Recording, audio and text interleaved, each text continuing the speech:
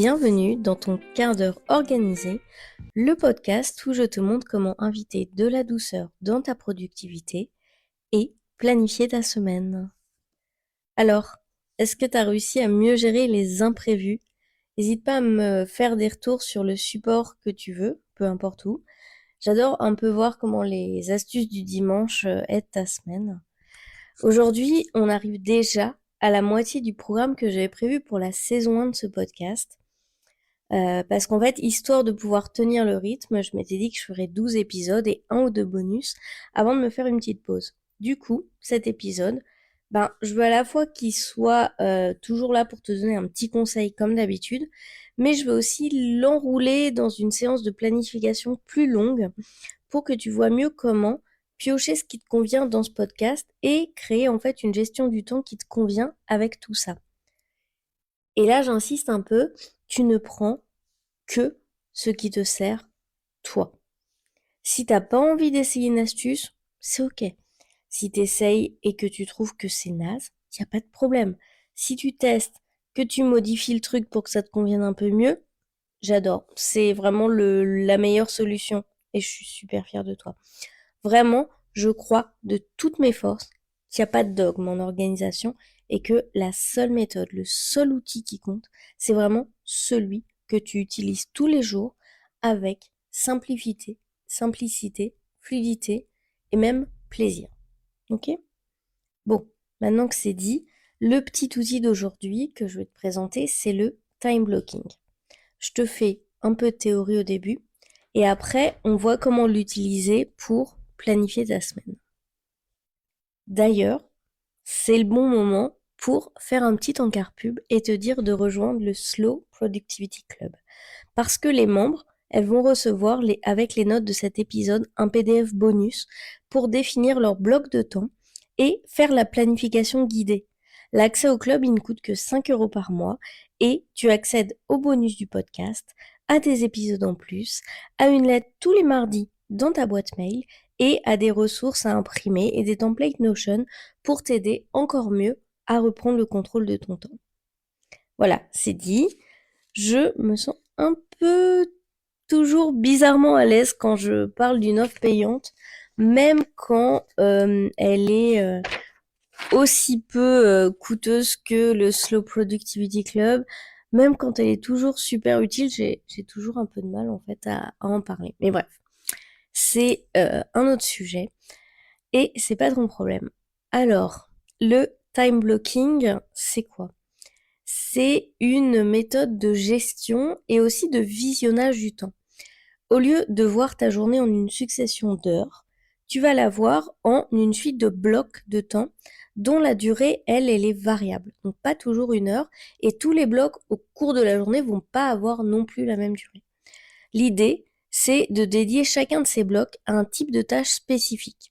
Donc par exemple, tu peux avoir le matin un bloc de 45 minutes de mise en route où tu vas faire ta douche, ton petit-déj, et l'après-midi, un bloc de 3 heures par exemple où tu vas ne faire que de la gestion client.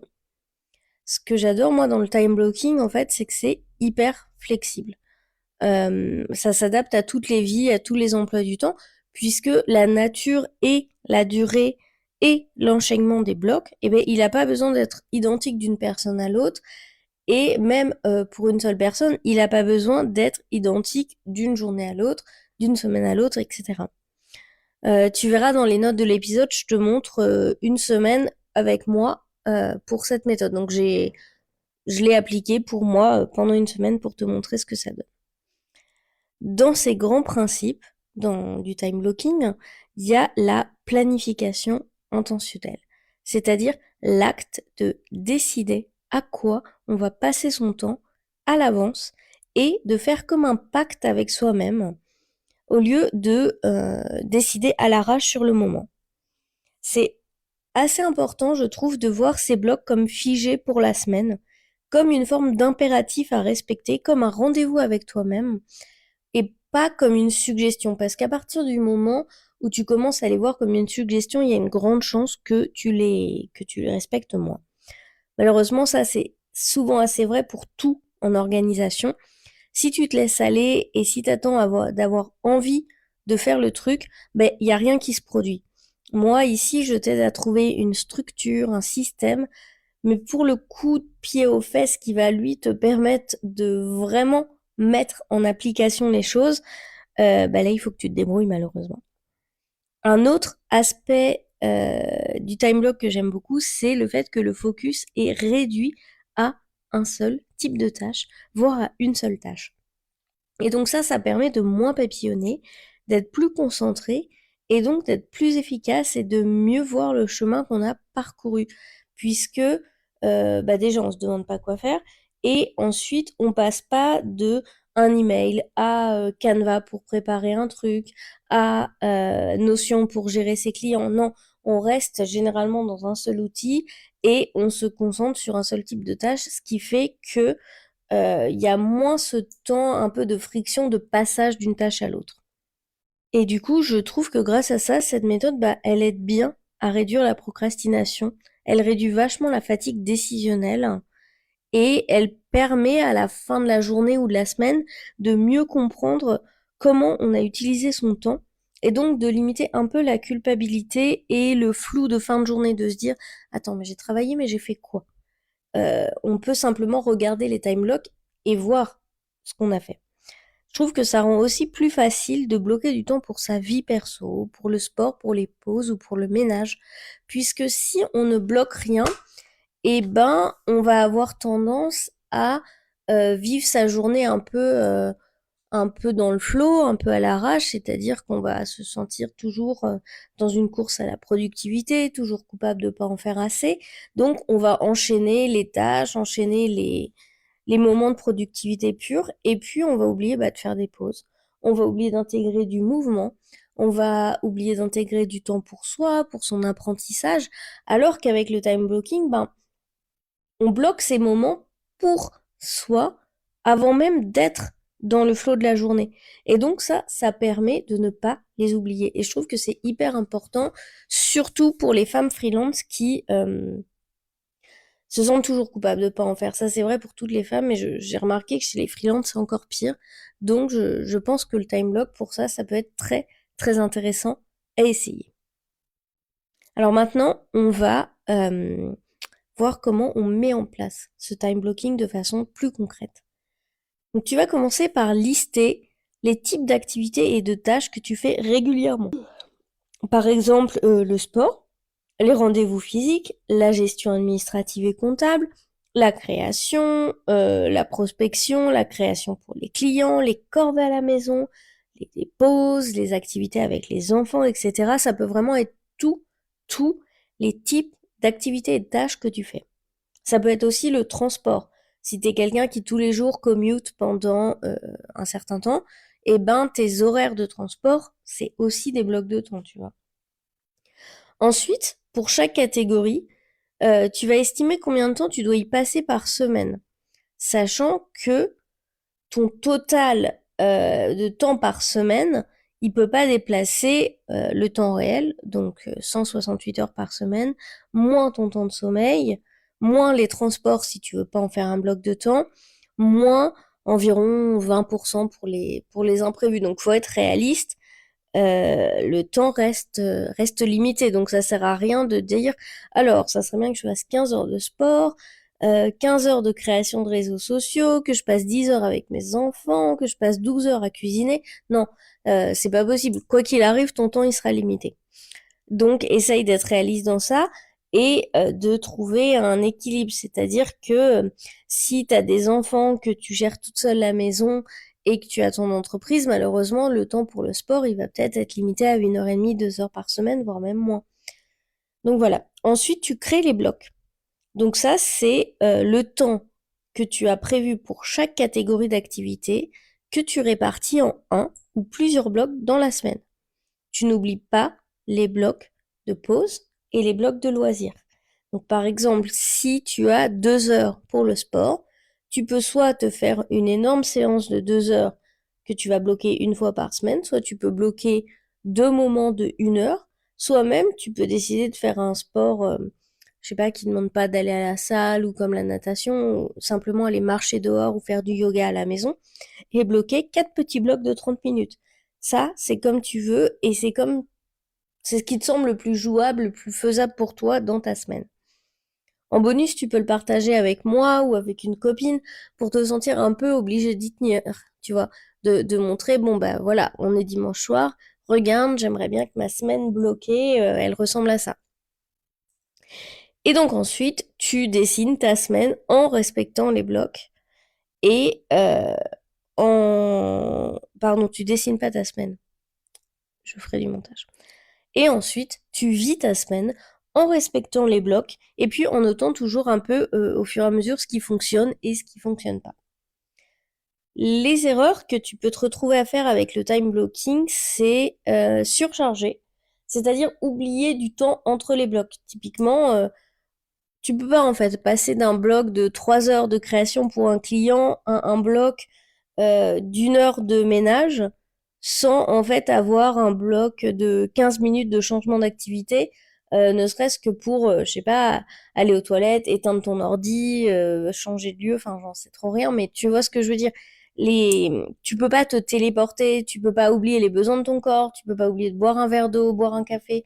Il faut vraiment penser soit à décaler les blocs dans le temps, soit à créer des blocs de 15-20 minutes de changement d'activité. Les respirations, elles sont essentielles parce que si tu les mets pas, et ben en fait, très très vite, tu te retrouves en décalage avec tes blocs et ça, c'est hyper démotivant. Ce que je te conseille de faire, c'est en premier de bloquer l'essentiel, donc les engagements et les rendez-vous avec d'autres personnes, les tâches du jour, etc. Et pourquoi pas, si tu en as besoin, de faire des journées thématiques. Par exemple, le lundi, c'est admin et compta. Le jeudi, c'est création de contenu. Le vendredi, c'est ménage et courses. Si t'es quelqu'un qui raisonne beaucoup comme ça par thématique et qui aime pas trop changer d'activité dans la journée, ça peut très très bien fonctionner. Si c'est la première fois que tu fais du time blocking, je te conseille d'utiliser une feuille de papier bien visuelle, donc comme celle dans les bonus ou une app visuelle comme Google Calendar, parce que je trouve que voir les blocs et les voir en différentes couleurs permet, surtout si c'est la première fois qu'on applique cette méthode, de vraiment la suivre et surtout se rappeler qu'on doit le faire et se rappeler que la journée, elle est plus divisée traditionnellement en heures, mais en blocs. Si tu es sur Notion, j'ai aussi un template exprès où les blocs de temps ils sont reliés à une to-do list. Et donc n'hésite pas à me le demander et je te le passerai. On passe maintenant à la planification. Comme d'habitude, je te laisse le temps de sortir ton agenda, d'allumer ton appli ou de sortir une feuille de papier. Et cette fois, on va mettre des blocs. Alors, en premier, tu dessines physiquement tes rendez-vous et tes impératifs en rouge. Ensuite, tu vas noter du temps pratique, donc pour te réveiller, te préparer, éventuellement ton temps de trajet, de transport, etc. Ensuite, tu notes tes pauses repas et ta pause de l'après-midi. Et donc là, tu vas te retrouver avec une feuille un peu gruyère, c'est-à-dire que tu vas avoir des temps bloqués et des temps blancs entre les deux.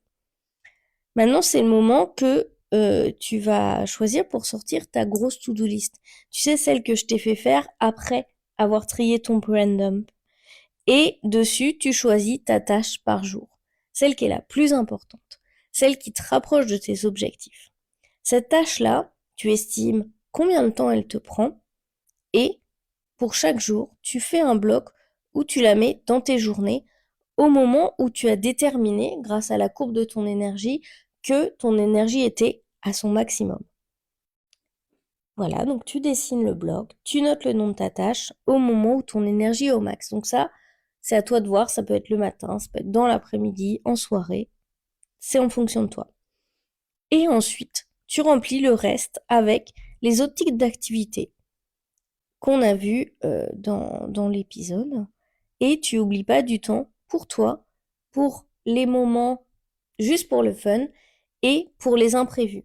Donc pour les imprévus, soit tu fais comme moi, tu te mets 2 blocs de environ 1 heure dans la semaine en mettant imprévus et trucs en retard pour compenser, soit tu rajoutes 20% à chacun de tes blocs. Tu peux le faire de deux façons. Et donc là, en faisant cette planification, j'espère que tu vois un peu mieux comment, en fait, utiliser les différentes astuces que je te donne dans ce podcast. Ça peut être lié, c'est-à-dire que tu as besoin d'avoir fait ton brain dump pour savoir quelle tâche tu dois faire. Tu as besoin de la méthode du time blocking pour bien planifier ta semaine. Tu as besoin de te rappeler comment faire face aux imprévus pour ne pas oublier de les mettre. Et tu as besoin de comprendre le fonctionnement de ton énergie pour mettre la tâche la plus importante qui t'avance le mieux vers tes projets au moment où ton énergie est la meilleure et la plus disponible. Et donc ça te montre que tout est lié. Certes, tu n'as pas besoin d'appliquer et d'apprécier toutes les méthodes, mais tu peux piocher les tiennes pour, au fur et à mesure des épisodes et des saisons de ce podcast, créer en fait un ensemble de méthodes, donc un système qui sera vraiment propre à toi et que tu peux reproduire semaine après semaine sur du temps long. Voilà. J'espère que ta semaine sera douce et productive. On se retrouve dimanche prochain, même endroit, même heure. Et d'ici là, prends bien soin de toi.